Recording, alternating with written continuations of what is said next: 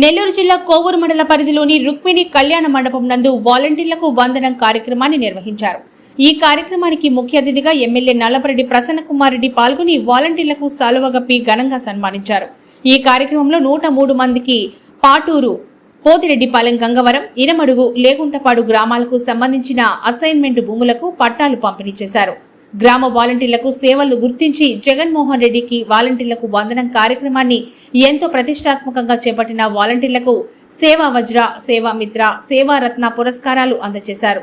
ప్రజలకు ప్రభుత్వ పథకాలు అందించడంలో వాలంటీర్లు సేవలు ఎనలేనివని, కరోనా కష్టకాలంలో ప్రాణాలకు తెగించి ప్రజలకు సేవలు అందించిన వాలంటీర్లకు నా శిరస్సు వంచి ధన్యవాదాలు తెలుపుతున్నానని, ఏ ముఖ్యమంత్రి చేయని విధంగా వాలంటీర్లను నియమించిన జగన్మోహన్ రెడ్డిని రాబోయే ఎలక్షన్లో తిరుగులేని మెజార్టీతో గెలిపించుకోవాలని కోరారు.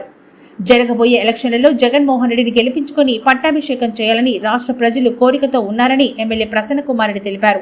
ఈ కార్యక్రమంలో DIAB chairman Doddamreddy Niranjan Babureddy, AMC chairman Pachipala Radhakrishnareddy, ZPTC Srilatha, MPP Parvathi, Ramireddy Mallikarjun Reddy, Sheikh Ahmed, Bhaskar Reddy, అధికారులు, వాలంటీర్లు, నాయకులు తదితరులు పాల్గొన్నారు.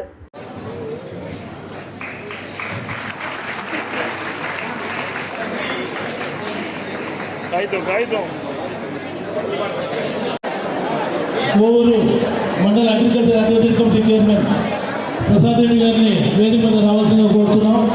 అదేవిధంగా మొట్టమొదటిగా ముఖ్య అతిథి నల్లపరెడ్డి ప్రసన్న కుమార్ గారిని మాట్లాడవలసిందిగా కోరుతున్నాం.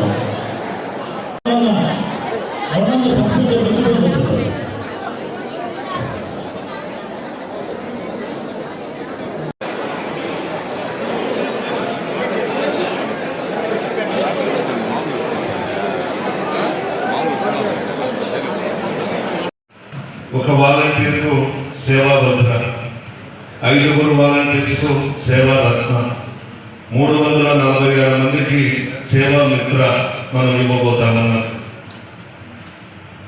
జగన్మోహన్ రెడ్డి గారు ముందు చూపుతో ఆలోచించి మనం అధికారంలోకి రాగానే వాలంటీర్స్ వ్యవస్థను, సచివాలయ వ్యవస్థను తీసుకొస్తామని చెప్పిన మాట మీకు అందరికీ తెలుసు. ఈ 2 వ్యవస్థలు జగన్మోహన్ రెడ్డి గారికి 2 కళ్ళు.